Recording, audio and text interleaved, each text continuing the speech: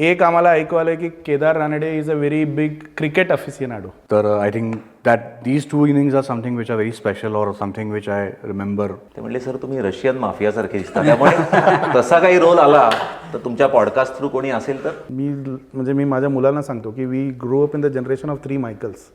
Michael Jordan, Michael Jackson and Michael Schumacher. गॅरेजचं अख्खं कार्पेटमध्ये धरलंय आणि 105. जर टेंडरिंग अशा पद्धतीने झालं की डेव्हलपर्सनी सांगावं की मी एवढं एरिया देईन आणि एवढे पैसे देईन, so that I am not confused. कारण काय मग कमिटी मेंबर्समध्ये काही मिसअंडरस्टँडिंग झाली, बिल्डरचं काय म्हणणं होतं. So end of the day त्या ज्या मार्केटिंग कॉस्ट आहेत त्या शेवटी त्या जी चालू असली परीक्षा त्याच्यावरती ती लोड होणार. So with that I think anything between 4.5% to 5%. तेव्हा जो सेल रेट पकडाल ना त्याचे 10 इंडेक्स टू द्या सोसायटीला, त्या एरियात विकलेल्या फ्लॅटचे. I have come across an number of consultants. आम्हाला माहिती असतं 12-12,500 रुपयाच्या वर रेट नाही मिळत. एका डेव्हलपरला एक रिडेव्हलपमेंट प्रोजेक्ट करताना काय काय वल्नरेबिलिटी असतात. नमस्कार, आज रिडेव्हलपमेंट गुरुमध्ये आपण राऊंड टेबल करणार आहोत 5 डेव्हलपरसोबत आणि त्यांच्याशी आपण भरपूर गप्पा मारणार आहोत. काही त्यांचे खाजगी हॉबीजबद्दल, काही त्यांच्या प्रोजेक्ट्सबद्दल आणि काही इन जनरल रिडेव्हलपमेंटबद्दल. तर हा पॉडकास्ट 5 रिडेव्हलपमेंट डेव्हलपर्स बरोबर आहे. अमोल रावेतकर, अनिरुद्ध रांजेकर, नील बेलवलकर, ओजस व्यास आणि केदार रानडे. या पार्टमध्ये आपण बघणार आहोत की काय काय प्रोजेक्ट चालू आहे या डेव्हलपरांचं आणि त्या प्रोजेक्ट्सबद्दलचं माहिती घेऊया.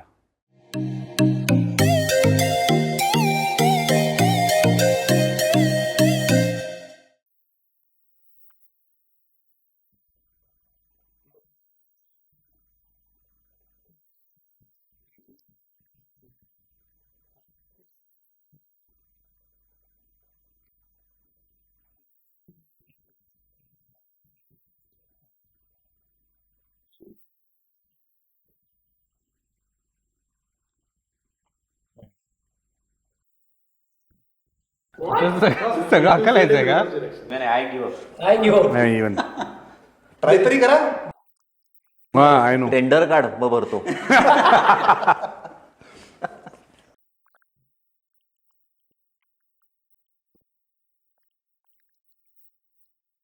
वर लिहिलं रे. अच्छा, थोडंफार गमतीच्या गोष्टीनंतर आता येऊया फिजिबिलिटी, जे रिडेव्हलपमेंटमध्ये आय थिंक सगळ्यात महत्त्वाची गोष्ट आहे आणि आय थिंक खूप पॅरामीटर्स आहेत त्याच्यात. आता आज आपल्याकडे 5 डेव्हलपर्स आहेत, तर एकदा बघूया की फिजिबिलिटीची गणितं कसं बसतात. पण गणित येत नसतील फिजिबिलिटीची तर समोरचं मॅच करायचं. नाही मॅच नाही, ऊपर 2% एक्स्ट्रा. हां, 18,000 स्क्वेअर फूटचा plot, TOD, 18 metre road, 22 flats, एक गॅरेज, 4 टेरेसचा एरिया किती? हां येतो. टोटल FSIचं टोटल कॉम्पोनंट 17,500, म्हणजे 22 फ्लॅटचं. 22 फ्लॅट आणि गॅरेज. कार्पेट एरिया आहे का FSI? Carpet, RERA carpet consumed. Garage पण इन्क्लुडिंग. नाही गॅरेज वेगळं. 22 फ्लॅट. 17,500. 17,500. गॅरेज 200 स्क्वेअर फूट आणि टेरेस 1200 स्क्वेअर फूट. चारही मिळून. चारही मिळून. तो आवड बिलं करणार पाठवून कुठलं देऊ. तरी काम. आता हे झाल्यानंतर कळेल की टेंडर आलेला आहे. या एरियाचं सेल रेट 12 ते 12,500 मध्ये जातो. 12 का 12.5? एकच सांग. रेंज ना. नाही नाही मेक्स यू डिफरंट. आणि according to whom, starting according to whom हा रेट आहे. डेव्हलपर प्रमाणे जो विकतोय त्याच्याप्रमाणे का जो विकणार आहे त्याच्याप्रमाणे. 12,500. 12,500. आणि त्यातल्या ज्या ऑफर येणार असतील त्याच्यात डिस्काउंटिंग रेट करून करायचं असेल तर ऍक्च्युअल रेट काय येतो? डिस्काउंटिंग रेट म्हणजे म्हणजे एक्झिस्टिंग मेंबर्स काही द्यायचं असेल. नाही याच्यात आपण असं समजूया की हा सोसायटी खूपच क्लीन आहे, ओके वा म्हणजे एक्सेप्शन आहे. ओके. मग हे टेंडर आला तर दे आम्हाला. जाताना LOI घेऊन जायचं. सेलेबल. आणि बिल्डिंग 30 वर्ष जुनी आहे. बिल्डिंग 30 वर्ष जुनी आहे. हो. सेलेबल तूच काढलायस का? नाही आम्ही काढायचं. नाही सेलेबल आणि ऑफर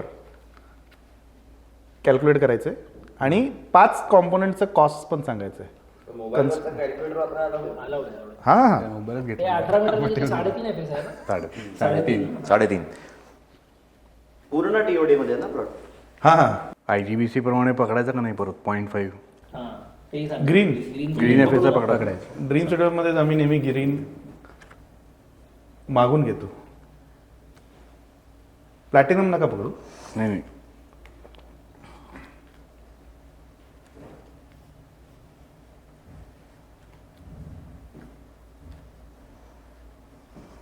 चलो let's go round the table. नील सेलेबल. पोटेन्शियल इज अराउंड 1,25,000 पण मी असं पकडलं 1,10,000 फूट कंझ्युम. या अमोल. 1,10,000 1,15,000 मी एक 15 धरलं होतं साधारण. माझा सेलेबल 1,12,000. एक 17 आलं साधारण सेम आलेत म्हणजे. ओके आता पर्सेंटेज इन्क्रीज किती देणार Neel. My maximum stretch would be 125. % in addition to the existing Yeah. area. So mine was around 100. 103%. टेरेसला 20%. हा म्हणजे ते वेगळे टेरेसचे 20% वेगळे. टेरेसला 20%. Okay. Garage same. Garage same carpet garage कार्पेटमध्ये पकडलं. 103% offer. माझे 80-85%. Terrace garden. त्याला 20% ओजस. 20% टेरेसला गॅरेजचं अख्खच्या अख्खं कार्पेटमध्ये धरलं आहे आणि 105. So the range is 180, 85 to 125. माझ्या याच्यात गॅरेज टेरेस सगळं आलं. मे. ते सगळ्यांना 500 into 120 त्याच्यामध्ये हे सगळं आलं. There is 0 to terrace and garden. 0 मी ह्याच्यात बसवायला लागेल. ओके. त्यामुळे त्याची offer so 125 will go down basically. ते काय 500 थोडीशी फूट खाली एक्स्ट्रा आहे. त्याची कदाचित ती 115 पर्यंत वगैरे येईल घाट आता याच्यात बेसिकली चर्चा ही करायची आहे की जनरली हे कॅल्क्युलेट करताना कॉस्ट कसे कसे पकडतात. आणि मेन मुद्दा जे आय थिंक थोडं कॉन्ट्रोवर्शियल असेल तरी चालेल. टेरेस गॅरेजेस हा काय कॉम्पोनंट आहे आणि हे याला जनरली राईट इंटरप्रिटेशन काय आहे या गोष्टींना. Let start with Amol may be. So to be very frank I think बरेच ठिकाणी हा इश्यू आम्हाला लक्षात येतो की टेरेसेस काही लोकांनी एन्क्लोज करून इधर ते रूममध्ये घेतलेले आहेत वगैरे and so they have started तो ट्रीटिंग दॅट ॲज त्यांचा तो कम्प्लीट युजेबल कार्पेट म्हणून. पण आता आपण घटकावर देऊन घ्या फॉर्मॅटर की आपण जेव्हा प्लॅन सँक्शन प्लॅन मागतो उद्या सेलला गेलो तर शेवटी आपण सँक्शन प्लॅन हाच रेफर करून कुठलं याला वॉट एव्हर इज माझ्याकडून घेताना तर सगळं लिगली घेणार आहात सँक्शन सगळ्या गोष्टी. तर माझं असं म्हणणं आहे माझे कॅल्क्युलेशन पण जे लिगली सँक्शन FSI आहे त्याच्यावरती बेसिसवरती तो असला पाहिजे.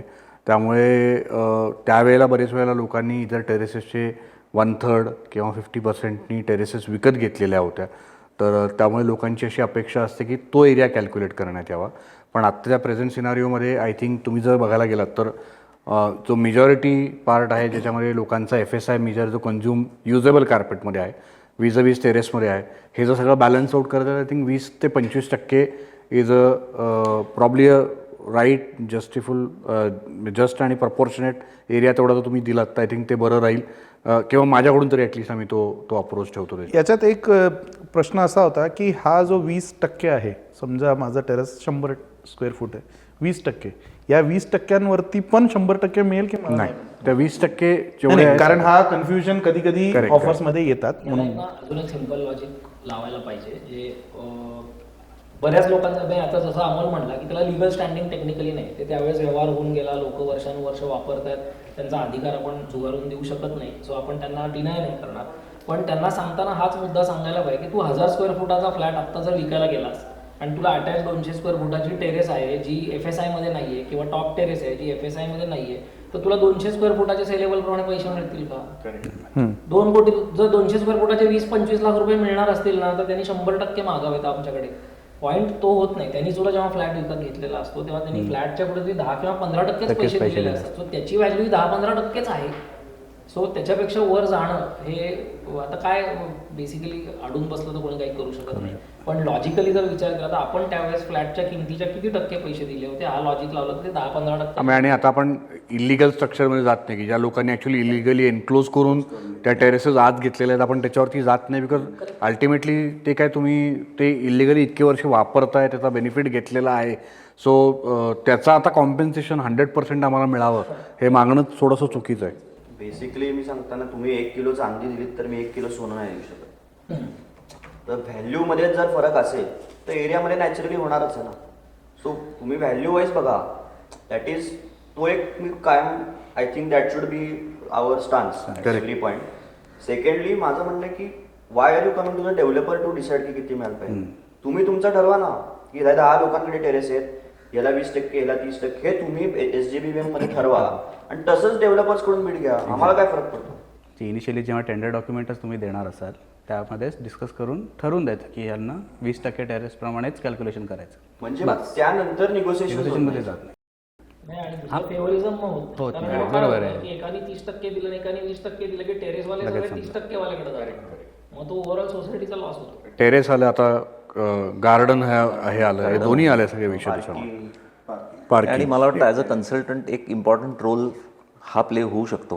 कारण काय, it's a neutral party. Builder is always त्याला काहीतरी इंटरेस्टेड पार्टी आणि builder is always a villain in most scenarios ना. म्हणजे एस्पेशली एखाद्याला तुम्ही 35% दिले तुम्ही म्हणालात तर तो ह्यांचं फेवरेटिझम करतोय म्हणून त्या बिल्डरवरती फुली पडू शकते इनफॅक्ट. तर म्हणून कन्सल्टंट्सला अशा जेव्हा टेरेसेस असतात आम्ही रिक्वेस्ट करतो की तुम्ही भलेही 4 दिवस जास्त वेळ लागू देत, बोला, ठरवा आणि जे सर्वांना मान्य आहे ते पब्लिश करा. कारण काय everybody has to buy in to it. नाही तर कुठेतरी फिलिंग येतं मेंबर्सला की माझ्याकडचं काढून यांना गच्चीच्या कॉम्पेन्सेशनला दिलं आहे. करेक्ट. तर तसं होऊ नये. ॲट द सेम टाईम गच्ची आणि गार्डनवाल्यांचा अधिकार आहे का काही कॉम्पेन्सेशन मिळायला? जरूर आहे. कारण का त्यांनी ते पैसे मोजलेले आहेत कधी काळी, ते राखलेलं आहे and they are using it. म्हणजे आज ज्याच्याकडे गार्डन आहे 1000-1500 फुटाचं, तो ती जागा आज सॅक्रिफाईस करणार आहे. That is a reality. त्याला आज आवार मिळतंय ते बंगल्यासारखं. तर तो त्याचा खालीचा वाटा उचलतोय माणूस ती स्कीम होण्याकरता. तर त्याला ॲटलिस्ट त्याचं कॉम्पेन्सेशन द्यावं आणि ते रास्त द्यावं. म्हणजे ह्यांच्याकडनं काढून देऊ नये पण रास्त तरी द्यावं त्यांना. पण ही आय थिंक वॉट नीलनी सांगितलं त्याप्रमाणे आय थिंक ही जर क्लॅरिटी आधीच दिली ना, हो. तर आय थिंक इन दॅट केस मग ते कोणी 20 देतंय, कोणी 25 देतंय, कोणी 30% देतंय, ह्याच्यामध्ये जे कन्फ्युजनही क्रिएट होतं तो ते आय थिंक होणार पण नाही कदाचित. सो आय थिंक ती क्लॅरिटी प्रॉब्ली टेंडर स्टेजला जर क्लॅरिटी आली की का काढतो आपण आणि की कन्सल्टंटचा इझी व्हावी प्रोसेस म्हणून करतो.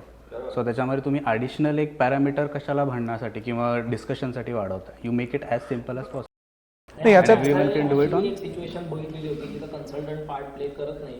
तिथं ज्याचं गार्डन होतं त्यांनी असं एक कंडिशन सोसायटीला घातली होती की माझा 1000 स्क्वेअर फुटाचा प्लॉट आहे, आता त्या प्लॉटचा मार्केट रेट 10,000 रुपयांनी झालेला आहे. आपल्याला बऱ्याच जणांना माहिती आहे. तर मला ते 10,000 रुपयाप्रमाणे 1000 स्क्वेअर फुटाचे पैसे मिळावे. पण टेक्निकली जर त्या प्लॉटला 0 FSI शिल्लक आहे आणि तुम्ही सगळं वापरून बसलेले आहात तर तुम्ही 10,000 रुपयाचे पैसे मागू नाही शकत. सो हे कन्सल्टंटनी जर लोकांना अवेअर केलं ना, एज्युकेट केलं ना, तर बिल्डरपर्यंत हा विषय सॉल्व्ह करायचा विषय येणार नाही.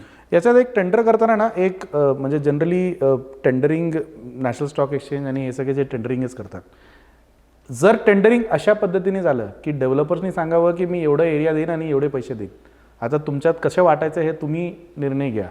Will this work in a society की जास्त भांडण होईल? It will take time but it would work. Somewhere down I think we'll only have to start educating also. त्याचे बेनिफिट्स म्हणा. नाही, कारण हा पूर्ण गणित येऊन एकाच जागी थांबतो की मी 1,15,000 स्क्वेअर फूट माझ्याकडे सेलेबल आहे तर त्याच्यात 50%, 45% माझी ऑफर 40,000 कार्पेटची आहे.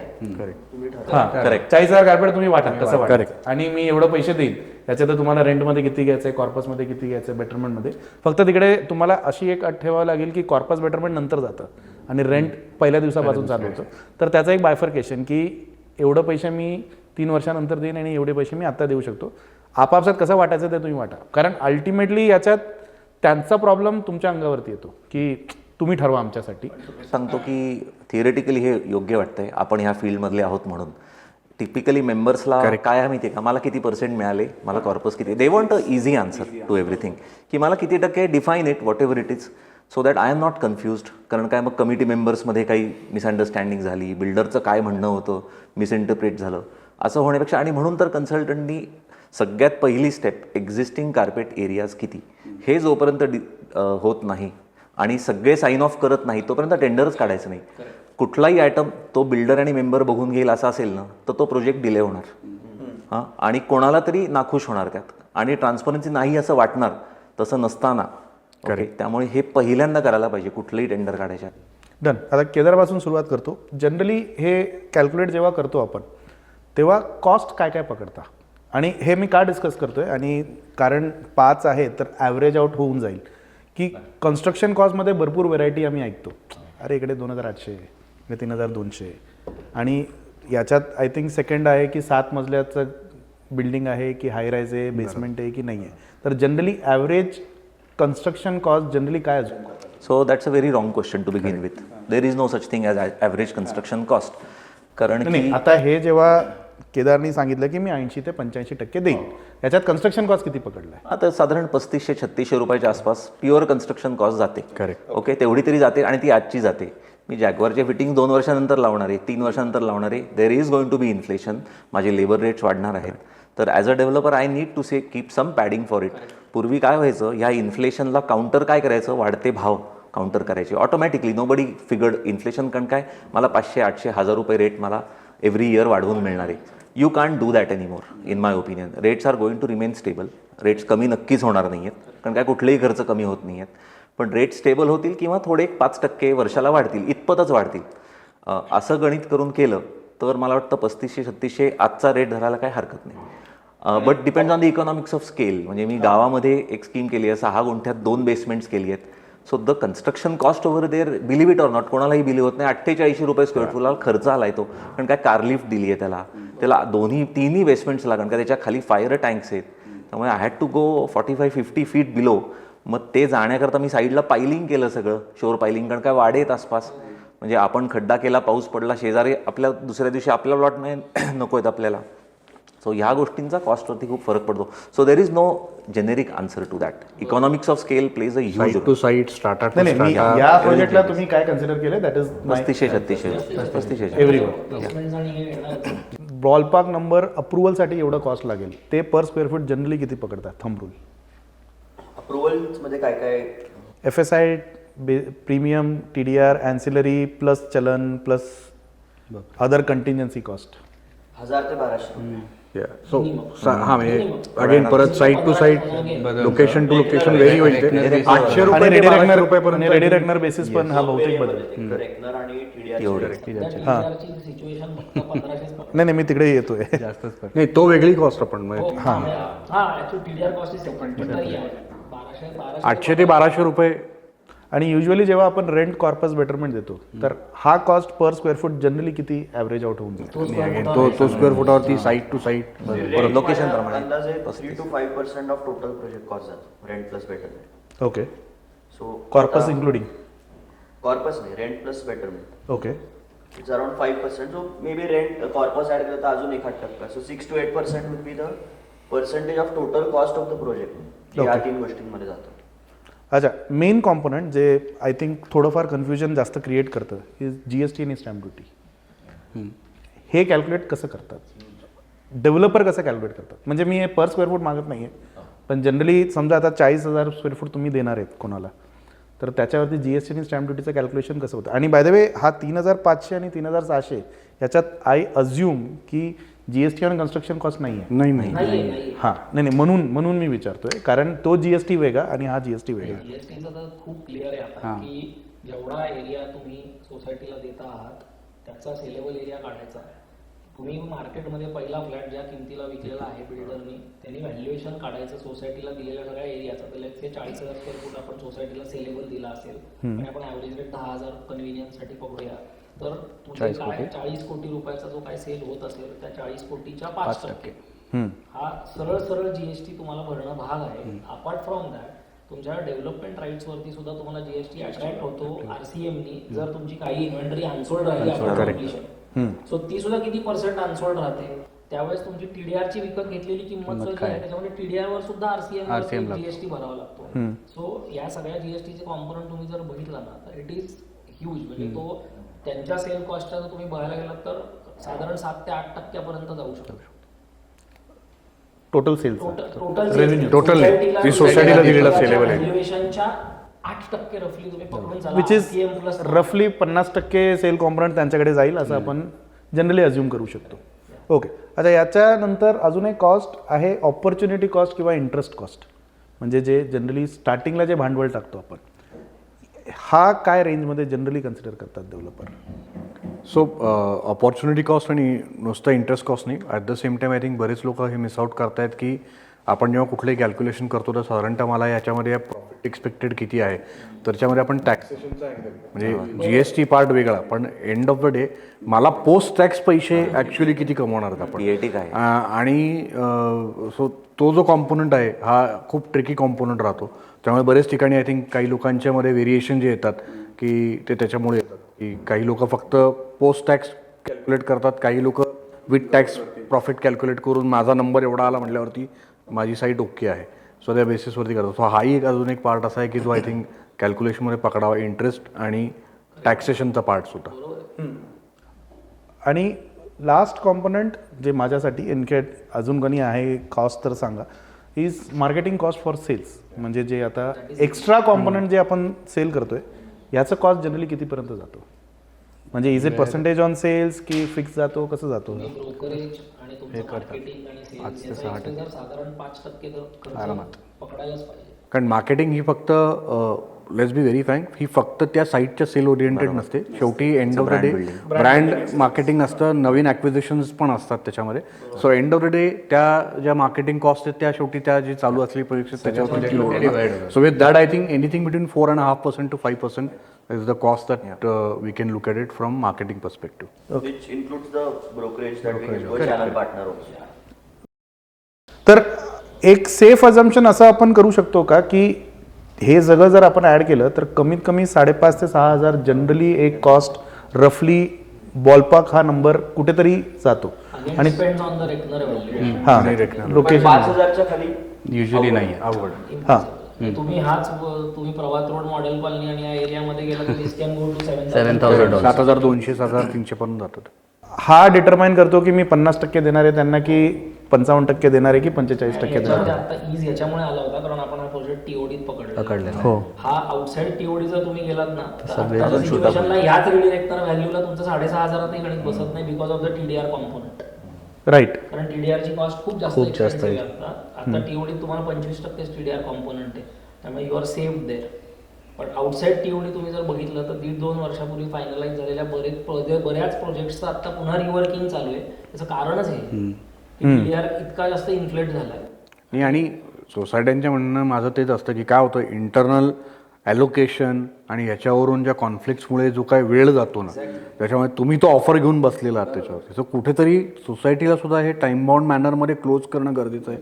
सो हाही एक महत्त्वाचा पार्ट आहे आय थिंक, की तरच त्याचा बेनिफिट सगळ्यांना मिळणार आहे. नाहीतर ओनली द डेव्हलपर शूड सफर, आणि जे काय डेव्हलपरने आम्हाला कमिट केलेलं आहे ते developer has to deliver. So किंवा त्यावेळेला आपण रिवाईज प्रपोजल किंवा रिनिगोशिएशनला गेलो तर मग आय थिंक परत त्याला आणखी नवीन फाट्या फुटायला लागतात. सो हा एक अँगल असा आहे की आय थिंक त्याचाही सोसायटी पण. अच्छा, एक हेच आपण डिस्कस करतो. As a developer I would like to add 1 point for consultants over here.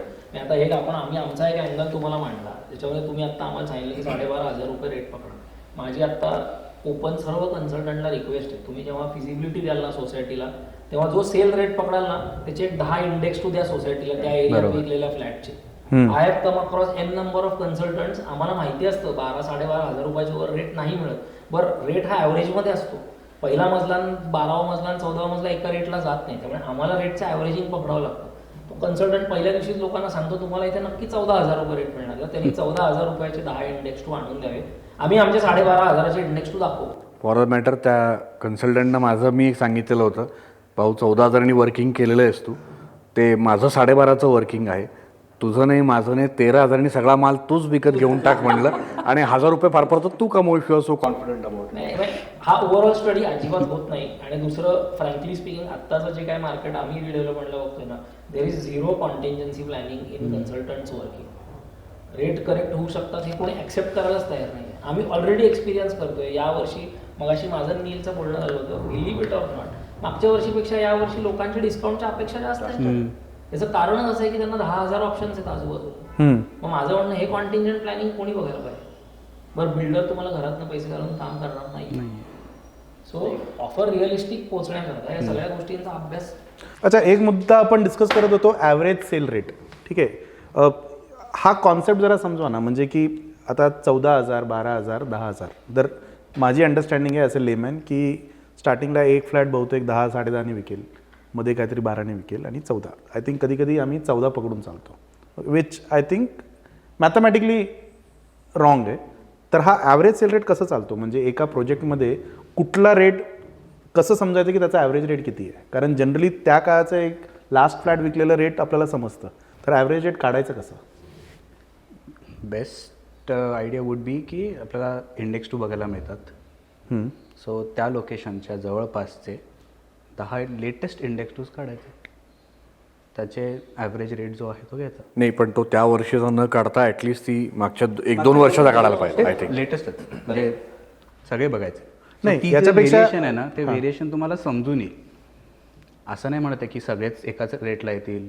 तो जो सगळा ॲव्हरेज येऊन जो काही रेट येईल, तर तो जर धरून तुम्ही कॅल्क्युलेशन केले तर ते लॉजिकली पण बरोबर आहे आणि आम्ही पण रादर तोच रेट धरतो सगळं. काही ठिकाणी तर फॉर द मॅटर 1-2 साईटला मला हाही एक्सपिरियन्स आला की इनिशियली जास्त चांगला रेट आणि आता कम्प्लिशनच्या स्टेजला आलो तर बिकॉज आजूबाजूला जेवढा सप्लाय त्यावेळेला नव्हता तेवढा आत्ता सप्लाय आले, ऑप्शन्स अवेलेबल झालेत, त्यामुळे I had to slightly lower the rate right now for sale.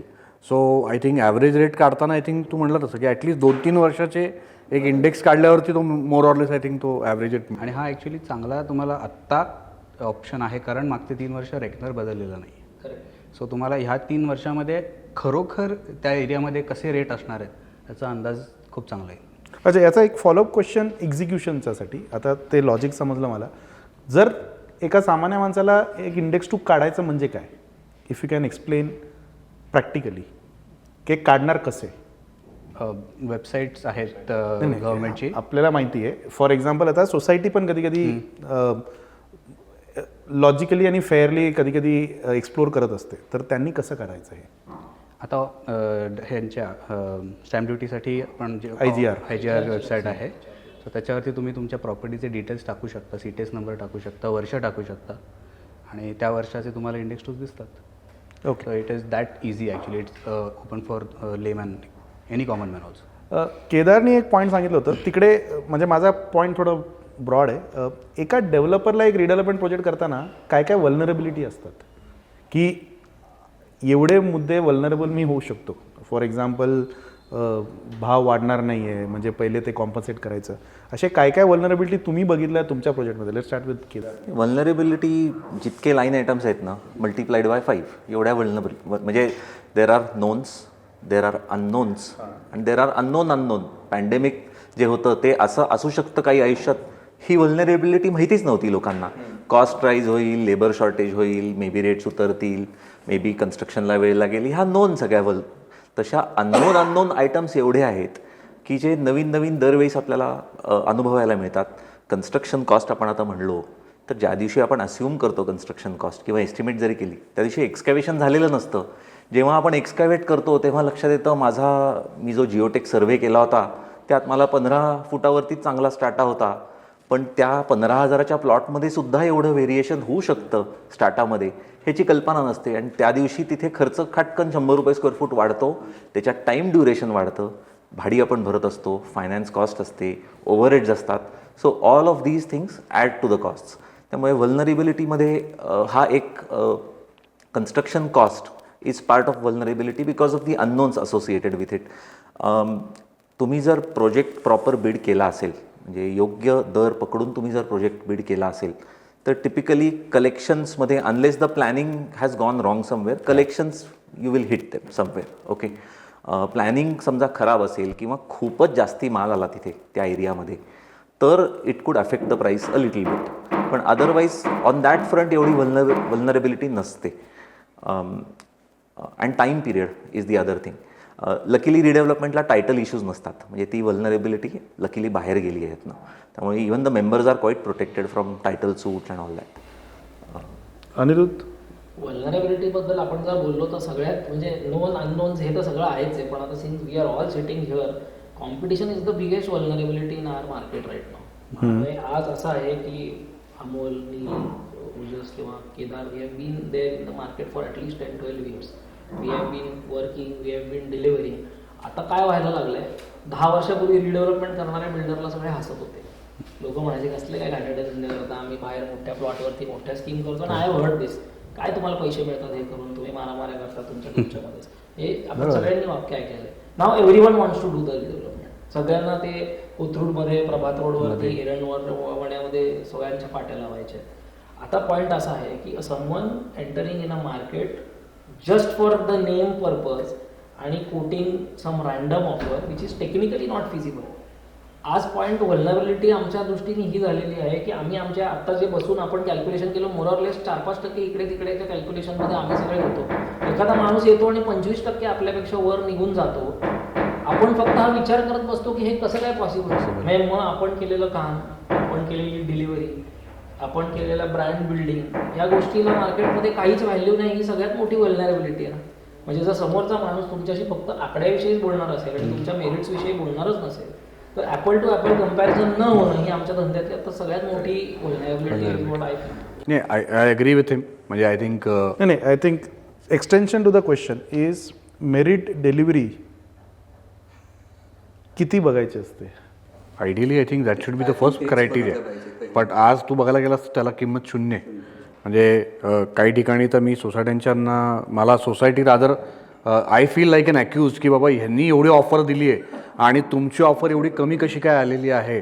तर लाईक ही सडकी आय थिंक तुम्हाला गणितं जमतात का नाही असे प्रश्नही कित्येक वेळेला येतात. टू विच माझं त्यांना फक्त एवढंच म्हणणं असं, साहेब समोरचं जे कोण आहेत, तुम्ही त्यांचं काय नाव कोट करता आहात, त्यांची मला एक डिलिव्हरी दाखवा, मी तुम्हाला पुढचे 1 महिने रोज एक डिलिव्हरी दाखवतो तुम्हाला. So I think that is the kind of volume that we have worked on, delivered most importantly. So I think पण त्याला आत्ताच्या सिनारिओमध्ये आय थिंक शून्य किंमत दिली जाते. तुम्ही स्पेसिफिकेशन्स काय देताय, फिनिशर्स काय देताय, तुम्ही प्लॅनिंगवर किती चांगला फोकस ठेवता आहात, याला आत्ता कुठेही व्हॅल्यू फारशी राहिलेली नाही आहे. आणि जर माझ्या दृष्टीने अदर व्हल्नरेबल पार्ट इज की मी आज तुम्ही मला साईन करताय, पण ॲक्च्युली जागेवर काम करेपर्यंत तो जो प्रवास आहे ना, तो किती लांबणार आहे याची गॅरंटी कुठलीच मिळत नाही आहे. कारण आपण डेव्हलपमेंट ॲग्रीमेंटच्या डिस्कशनवरती 6-6 महिने त्याच्यावरती चर्चा चाललेल्या आहेत, प्लॅनिंग ॲलोकेशनवरती 6-6 महिने घालवतोय. So this is also hampering the project feasibility. मला वाटतं कन्सल्टंट्स इथे चांगला एक रोल करू शकतात, बॅलन्सिंग रोल. कारण काय कधी कधी कन्सल्टंट्सला सांगावं लागेल की आज तुझ्याकडे 10 बीट झाली आहेत, समजा 8 जणांची ऑफर 50%ची आहे, 2 जणांची 80%ची आहे. There is something wrong with those 2, not with these 8. That is the biggest point in it की दे आर द 2 आउटलायर्स. जसं कॉन्ट्रॅक्टिंगमध्ये मला नाही वाटत आमच्यापैकी लोएस्ट टेंडरला आम्ही कोणी कॉन्ट्रॅक्ट देतो, म्हणजे RCC कॉन्ट्रॅक्टर नेमायचा आहे तर आम्ही तसं बघत नाही. आम्ही आमचा अनुभव, त्याचं केलेलं काम, स्पीड, मग म्हणतो 2 रुपये तू जास्ती घेऊ उलट, कारण काय तू चोऱ्यामाऱ्या करणार नाहीस, आम्हाला तिथं लक्ष ठेवायला लागणार नाही आणि त्याला इन्सेंटिव्ह असेल तरच तो स्पीडमध्ये काम करणार आहे, तो 4 ठिकाणी विचार करणार नाही पैसे खर्च करताना. तसाच सोसायट्यांनी देखील विचार करायला हवा. आणि तुला हो का थोडा ट्रेंड बदलतोय नाही. हां, आता मला असं वाटतं की ट्रेंड थोडासा असा आहे की सोसायटीज इतर विचार करायला लागल्यात. कारण काय त्यांनी आज जे एस्टॅब्लिश्ड बिल्डर्स होते रिडेव्हलप, त्यांची कामं बघितली आहेत आणि त्यांना ती व्हॅल्यू दिसते आहे. आणि लकीली FSI चांगला असल्यामुळे 50 आणि 60 मध्ये लोक तो डिफरन्स करतायत की चांगलं काम आणि 50% is better than unknown entity आणि 60%. हा थोडासा आता डिफरन्स यायला लागला आहे आणि that is a good thing. कारण काय ह्याच्यात सोसायटीचाच फायदा आहे. कारण काय तुम्ही बिल्डरला मुभा दिली चांगलं काम करायला तर तो चांगलंच काम करणार आहे. आज मी तुम्हाला सांगू शकतो या मंचावरती असलेले सर्व लोक हे चांगलं काम करतात हे मला माहिती आहे. आणि just because they are my friends असं मी म्हणत नाही आहे, पण आज खरोखरच बिल्डर कम्युनिटीचाच आउटलुक बदललेला आहे कामाकडे बघणं. Everybody wants to deliver a good product. म्हणजे सगळ्यांचंच ते एंडेवर आहे. So everybody is setting a very good benchmark.